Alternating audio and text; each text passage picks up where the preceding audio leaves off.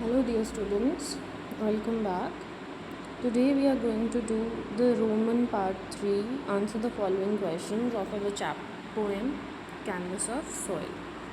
So the first question is, how does the metaphor brushstrokes of seeds enhance the understanding of gardening as an art form?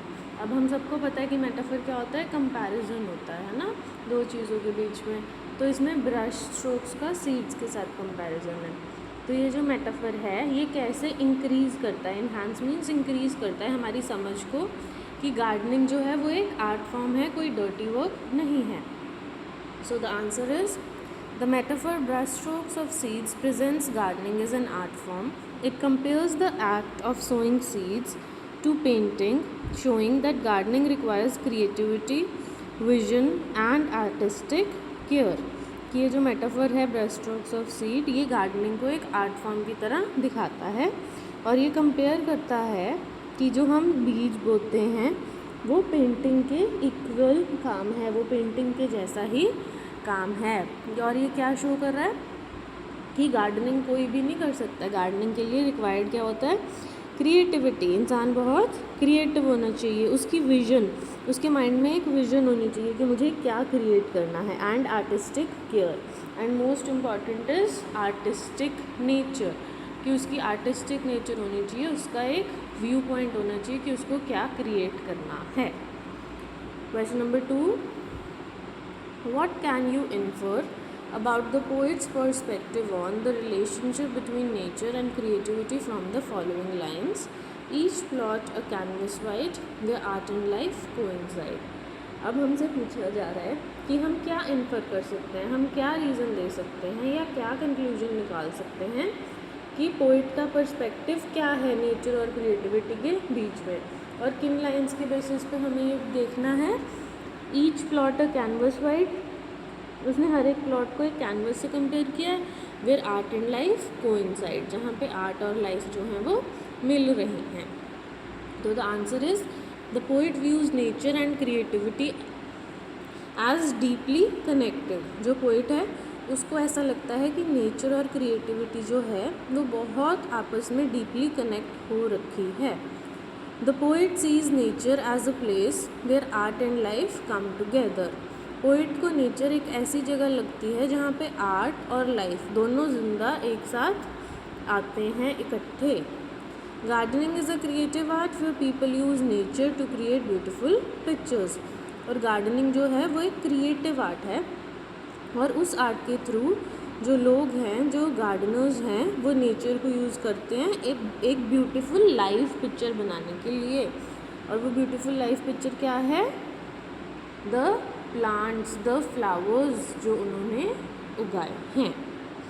Question number 3, do you think the imagery in the poem successfully paints a vivid picture in the reader's mind? If yes why, if no why not. Imagery का मतलब मैंने आपको क्या बताया था कि ऐसे words का यूज़ करना, ऐसी लाइंस का यूज़ करना जिससे हमारे माइंड में कोई इमेज क्रिएट हो जाए. जैसे वाइब्रेंट ह्यूज़ है, हमारे माइंड में इमेज क्रिएट होगी कि बहुत सारे कलर्स हैं वहाँ पे, है ना. तो क्या इस पोएम में इमेजरी का यूज़ हुआ है? जी बिल्कुल हुआ है. और क्या आपके माइंड में पिक्चर क्रिएट हुई? डेफिनेटली हुई. Yes, the poem successfully paints a vivid picture. एक बहुत विविड पिक्चर हमारे माइंड में क्रिएट हुई because the poet uses visual and artistic words like colours, brush strokes, canvas and blossoms. क्योंकि poet जो है वो डिफरेंट तरह के वर्ड्स यूज़ कर रहा है. जैसे कलर्स, अब मैंने कलर्स बोला तो आपके माइंड में कोई भी कलर आ सकता है. ब्रश स्ट्रोक्स बोला तो आपके माइंड में इमेज क्रिएट होगी कि एक ब्रश है जिसमें को कलर में डिप करके उसके स्ट्रोक्स लगाए जा रहे हैं. कैनवस है और ब्लॉसम्स है, जैसे कि वो कोई चीज़ ब्लूम कर रही है. These words help the reader imagine the garden as a painting. और अब आप अगर इस पोएम को याद रखोगे और गार्डन को देखोगे तो आपको ऐसा रियलाइज़ होगा कि हाँ, सच में जो गार्डन है वो एक पेंटिंग की तरह ही लगता है. Garden does look like a painting. अब do one thing in the evening, go and visit some garden where there are flowers and then imagine the way we have read the poem. उसको ऐसे imagine करो garden को कि ये एक painting है और आपको सच में फील होगा that it is a painting. Coming to question number 4. Support the view that the poet's mention of the color yellow besides red, blue and green would have lent effectively to the imagery. अब कहते हैं आप इस चीज़ को support करो. अब आप अपने व्यूज़ इस चीज़ पे दो कि पोइट ने जो येलो कलर मेंशन नहीं किया रेड, ब्लू, ग्रीन के साथ, अगर किया होता तो और ज़्यादा इफ़ेक्टिव होती इमेजरी हमारे माइंड में. तो अब हम क्या बोलेंगे? The mention of the colour yellow besides red, blue and green would have strengthened the imagery, कि उसने इमेजरी को और ज़्यादा स्ट्रॉन्ग बनाया होता, उसका इम्पैक्ट और ज़्यादा होता. By adding brightness and warmth, कि येलो कलर तो इनएविटेबल है जब हम नेचर की बात करते हैं. तो वो कहते हैं अगर येलो का भी यूज़ होता ना तो ब्राइटनेस ऐड होती, वार्मथ ऐड होती. Often associated with sunlight, flowers and joy in nature.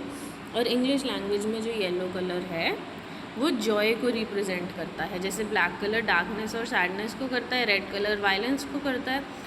जो येलो कलर है वो किसको एसोसिएट करता है? जॉय को. तो वो बोलता कि अगर येलो कलर होता तो हाँ और ज़्यादा स्ट्रॉन्ग हमारे माइंड में इमेज क्रिएट हो सकती थी. Question number 5. Considering the line gardens become paintings still, what can you interpret about the poet's view on the timelessness of nature's beauty? अब उसने बोला कि गार्डन जो है वो एक लाइव पेंटिंग बन जाती है क्योंकि ये डेली चेंज हो रही होती है. आर्टिस्टिक ब्यूटी जो होती है, जो पेंटिंग्स होती हैं वो स्टिल ब्यूटीज़ हैं, वो मूव नहीं करती, जैसे आ जाएँ 10 साल बाद भी वैसी ही होंगी. तो कहता है पॉइंट का जो आप पोएट है उसका क्या पॉइंट ऑफ व्यू है कि नेचर जो है उसकी टाइमलेसनेस कैसे है. तो the line gardens become painting still suggests that nature's beauty remains timeless, कि जो नेचर की ब्यूटी है वो टाइमलेस है.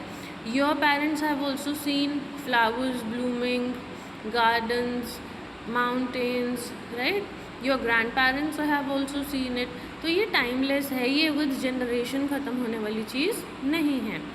Nature's beauty remains timeless as gardens preserve artistic beauty even after the gardener's work is done. अब बच्चे ध्यान से समझना कि जो गार्डनर है उसने फ्लावर बेड लगा दिया और उसके फ्लावर्स जो हैं वो ग्रो होने स्टार्ट हो गए. अब आप देखो कुछ पिंक कलर के, कुछ ब्लू कलर के, वो तो गॉड्स क्रिएशन है. उसके बाद उसने एक सीक्वेंस सोची थी, लेकिन कई बार क्या होता है ब्रीज होती है, हवा होती है ना, उससे व्हाट हैपन्स कुछ फ्लावर पेटल्स बिखर जाते हैं, वो और ज़्यादा ब्यूटीफुल लगते हैं. तो नेचर जो है वो ऐड करती रहती है. गार्डनर का काम ख़त्म होने के बाद भी जो ब्यूटी है वो इंक्रीज़ होती रहती है और प्रिजर्व्ड रहती है, वो ख़त्म नहीं होती है. The last question of your poem, justify the title of the poem Canvas of Soil.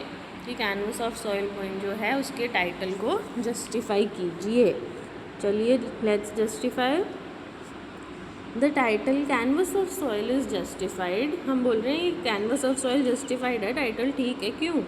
Because the poem portrays the earth as a canvas. क्योंकि जो पोएट है वो अर्थ को कैसे प्रेजेंट कर रहा है? एक कैनवस की तरह, एक आर्टिस्टिक बैकग्राउंड की तरह. On which Gardner's create living art works using seeds, care and imagination. कि जो अर्थ है वो एक नेचुरल कैनवस है जो कि गार्डनर को मिला है और गार्डनर उस पर लिविंग आर्ट वर्क करता है, जिंदा आर्ट करता है. किस किस चीज़ का यूज़ करके? सीड्स का यूज़ करके वो प्लांट करता है वहाँ, फिर उसकी देखभाल करता है, उसकी केयर करता है, और मोस्ट इम्पॉर्टेंट है उसके माइंड में जो इमेजिनेशन होती है कि मुझे कैसा लुक देना है. With this we are done with our classes for the summer break. I hope you all have watched the videos carefully, understand the concepts well, and when you come after the break we will revise it. I am going to ask you people questions and it should be on the tips of your hands that what was taught in these classes. Enjoy your break, study well and come back soon. See you, bye bye.